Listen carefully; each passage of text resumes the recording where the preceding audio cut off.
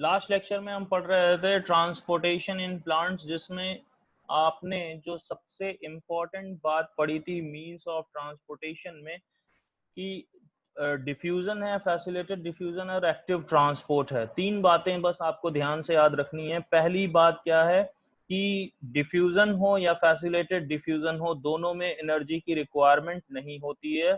Active transport में energy की requirement होती है। ये फर्स्ट स्टेटमेंट। सेकेंड स्टेटमेंट क्या याद रखना है कि जब भी डिफ्यूजन या फैसिलिटेटेड डिफ्यूजन की बात करेंगे, यहाँ पर जो मूवमेंट होगा that is from their higher concentration to lower concentration, और एक्टिव में क्या होगा, लोअर कंसंट्रेशन से हायर कंसंट्रेशन की तरफ, यानी अप हिल मूवमेंट एक्टिव में और डाउन हिल मूवमेंट जब आप देखोगे तो फैसिलिटेटेड डिफ्यूजन या फिर डिफ्यूजन में। तीसरी इंपॉर्टेंट पॉइंट जो आपने याद करी थी वो क्या था कि यहाँ पर एक्टिव प्रोसेस में और फैसिलिटेटेड डिफ्यूजन में यहाँ पर सैचुरेशन होगा, जबकि डिफ्यूजन में कोई सैचुरेशन देखने को नहीं मिलेगा। As in both active and facilitated diffusion, in both active and facilitated diffusion, transport proteins are involved. Clear? Next जो हमारा इंपॉर्टेंट टॉपिक हमने डिस्कस किया था दैट इज वाटर पोटेंशियल। और वाटर पोटेंशियल को जब आपने पढ़ा था तो वाटर पोटेंशियल को हमने क्या कहा था कि it is the kinetic energy of water, kinetic energy of water, जो केमिकल वाटर पोटेंशियल भी कहलाता है।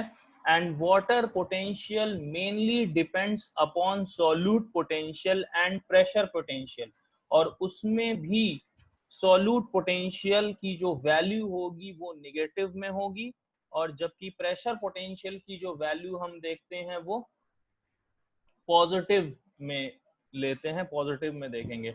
यहां पर इंपॉर्टेंट क्या था कि जो एक क्वेश्चन यहां से पूछा जाता है कि जो फ्लो ऑफ वाटर है उसको हम कैसे निकालेंगे।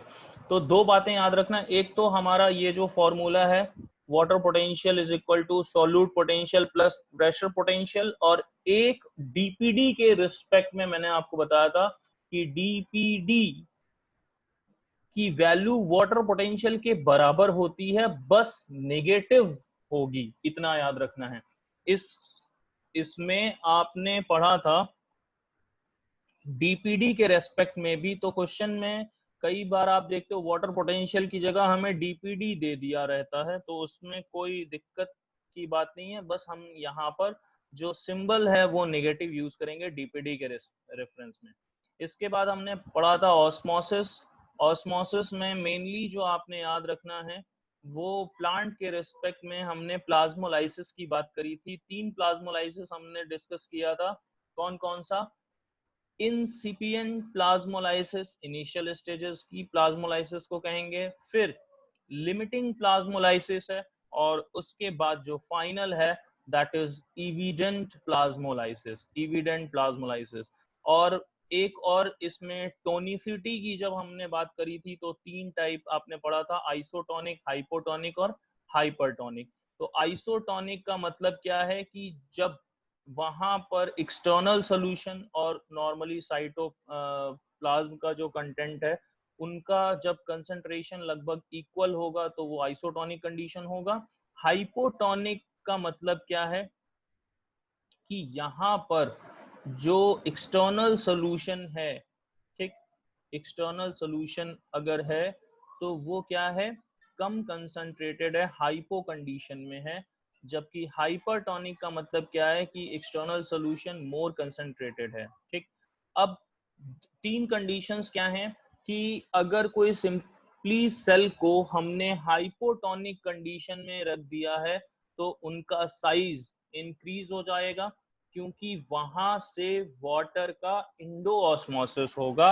और अगर हम सेल को रख दें हाइपरटोनिक कंडीशन में तो वहां पर सेल का साइज हो जाएगा श्रिंक, सेल का साइज हो जाएगा श्रिंक कर जाएगा, छोटी हो जाएगी उसकी साइज।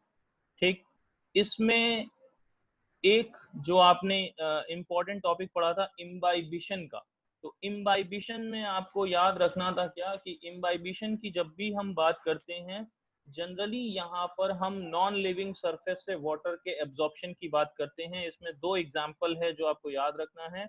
एक तो सीड्स, सीड जर्मिनेट जब होने वाले होते हैं तो सीड जर्मिनेशन से पहले जो सीड कोट है, सीड कोट क्या है, नॉन लिविंग की तरह बिहेव करता है, उस सरफेस से वाटर का एडजॉर्प्शन और एब्जॉर्प्शन दोनों होगा। इसी को हम कहते हैं इम्बाइबिशन प्रोसेस।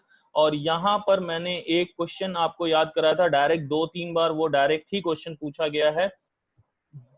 इसमें हमें ऑर्डर पूछते हैं कि सबसे ज्यादा मतलब इम्बाइबिशन कहाँ होगा और उसमें कम किस में होगा। तो इसमें याद रखना है जो सबसे ज्यादा हाइड्रोफिलिक होगा, वाटर लविंग होगा, ऑब्वियसली उसमें ज्यादा इम्बाइबिशन देखने को मिलेगा। तो आपने याद किया था फाइकोकोलाइड को, फिर उसके बाद आपने प्रोटीन याद किया था, स्टार्च याद किया था, सेलुलोज याद किया था। ये इनका घटता हुआ क्रम है, डिक्रीजिंग ऑर्डर है इम्बाइबिशन में जो आपने यहाँ पे देखा था। इसमें अब हम डिस्कस कर रहे हैं लॉन्ग डिस्टेंस ट्रांसपोर्ट की। तो लॉन्ग डिस्टेंस ट्रांसपोर्ट मेनली हम किसकी बात कर रहे हैं? लॉन्ग डिस्टेंस जब ट्रांसपोर्ट होता है तो आपने एक टर्म पढ़ा था, क्या टर्म पढ़ा था? ट्रांसलोकेशन, ठीक। और ट्रांसलोकेशन में हम बात करते हैं मास फ्लो और बल्क फ्लो सिस्टम की, मास फ्लो या बल्क फ्लो सिस्टम की, जिसमें आप देखोगे कि जाइलम और फ्लोएम इन्वॉल्व होंगे और ये मास फ्लो या बल्क फ्लो के लिए रिस्पॉन्सिबल होंगे। यहाँ अब हम बात करेंगे वाटर के एब्जॉर्प्शन की, और ये जो डायग्राम है इसको बहुत ध्यान से आप देखना। यहाँ पर हम बात करते हैं दो पाथवे की, दो पाथवे की बात कर रहे हैं। एक हम बात कर रहे हैं एपोप्लास्ट पाथवे की और एक हम बात कर रहे हैं सिम्प्लास्ट पाथवे की।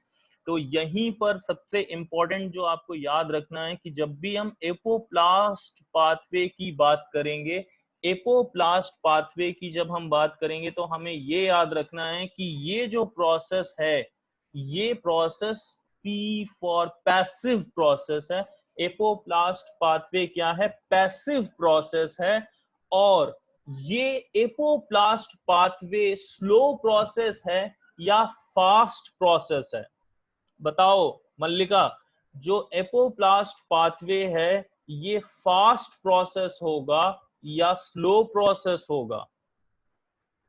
जैसे इसको समझना है, फास्ट होता है ना, फास्ट प्रोसेस होगा। जैसे क्या होता है, रोड के बगल में एक पाथवे होता है जो फुटपाथ होता है, तो आपको अगर दौड़ना हो तो आप रोड पे तेजी से दौड़ पाओगे या उस पाथवे पे?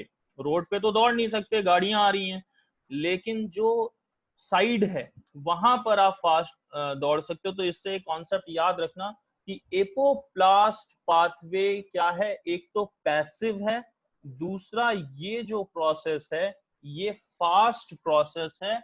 और यहां पर बिना किसी मेम्ब्रेन को क्रॉस किए side by side cell wall से, जो नॉन लिविंग पार्ट है वहां से साइड बाय साइड ये वाटर का मूवमेंट होगा। यहां पर आप देख पा रहे हो ये जो प्रोसेस है ये साइड बाय साइड से, ये प्रोसेस क्या है? एपोप्लास्ट पाथवे है।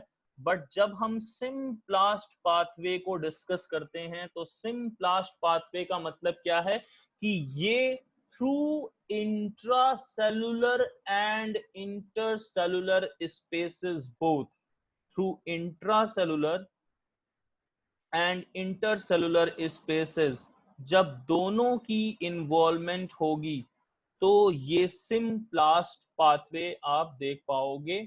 अब यहां पर आप क्या देख रहे हो कि सबसे बाहर क्या है? एपिडर्मिस, फिर क्या है? कॉर्टेक्स, फिर इंडोडर्मिस, जहां पर ये जो देख रहे हो ये कैस्पेरियन स्ट्रिप है जो वाटर को पास फर्दर आगे एपोप्लास्ट पाथवे से नहीं फ्लो होने देगा। अब यहाँ इंडोडर्मिस तक तो एपोप्लास्ट पाथवे होगा, लेकिन एंडोडर्मिस के बाद ये जो है वो सिम्प्लास्ट पाथवे मैंडेटरी हो जाएगा।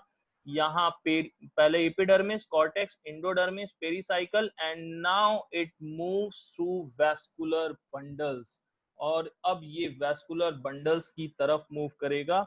इसमें जो अब हमारे पास एक इम्पॉर्टेंट कॉन्सेप्ट है जो समझना है हमें, वो है कि जो ये एब्जॉर्प्शन होगा वाटर का, जो ये वाटर का एब्जॉर्प्शन होगा वो दो तरीके से होगा। एक जो एब्जॉर्प्शन होगा वो एक्टिव प्रोसेस के थ्रू होगा, और एक जो एब्जॉर्प्शन है वो पैसिव प्रोसेस के थ्रू होगा। अगर प्लांट की बात करें, अगर हम प्लांट की बात करें तो 95 टू 96 97% तक, 95 96 97 कुछ भी आप कर सकते हो, 96-95% तक जो टोटल वाटर एब्जॉर्प्शन है वो पैसिव प्रोसेस के थ्रू होगा, जो एपोप्लास्टिक पाथवे के थ्रू हम बताते हैं।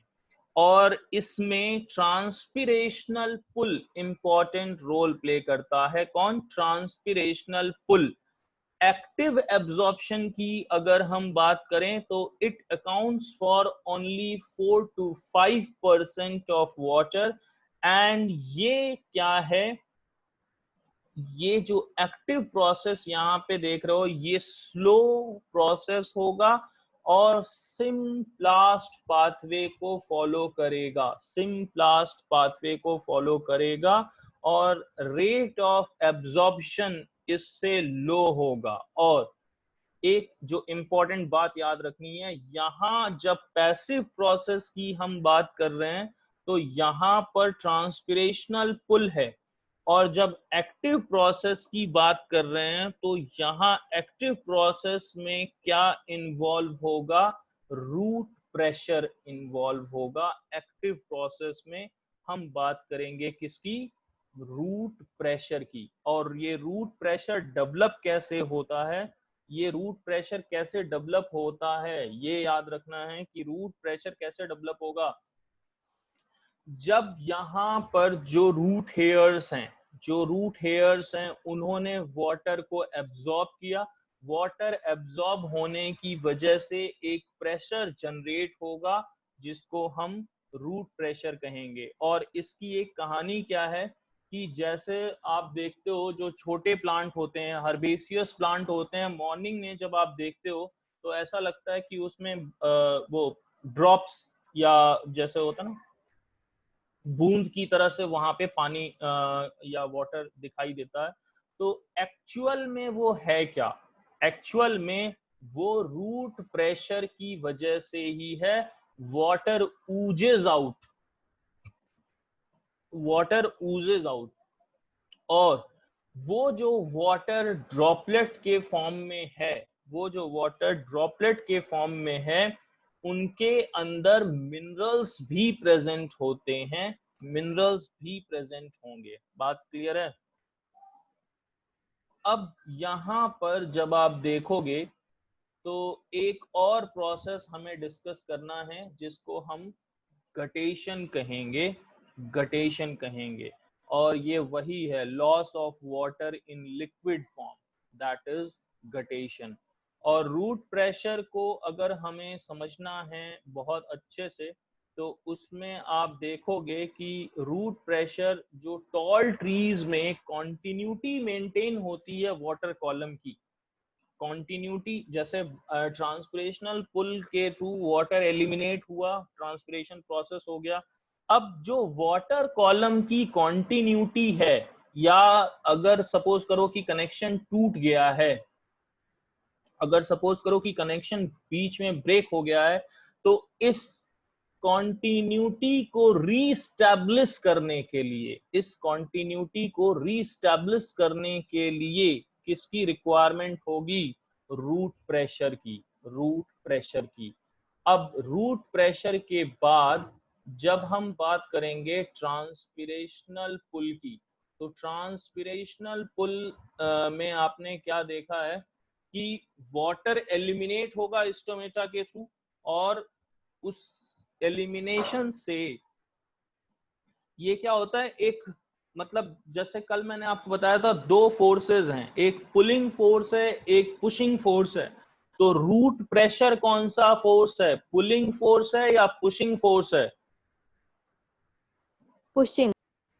हाँ, और ट्रांसपिरेशनल पुल क्या है, इट्स अ पुलिंग फोर्स। पुल वैसे भी हमें हिंट मिल रहा है पुल, तो वो पुलिंग फोर्स होगा।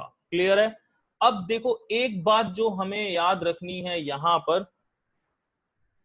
पर जो हमें एक बात याद रखनी है, ये क्या है, एब्जॉर्प्शन से रिलेटेड होगा कि भाई जो वाटर का एब्जॉर्प्शन हो रहा है, जो वाटर का एब्जॉर्प्शन हो रहा है वो किस वे में होगा। तो उसी एब्जॉर्प्शन में आपने ये पढ़ा था कि एक्टिव और पैसिव दोनों हो सकता है, एक्टिव एब्जॉर्प्शन और पैसिव एब्जॉर्प्शन दोनों आपको देखना होगा।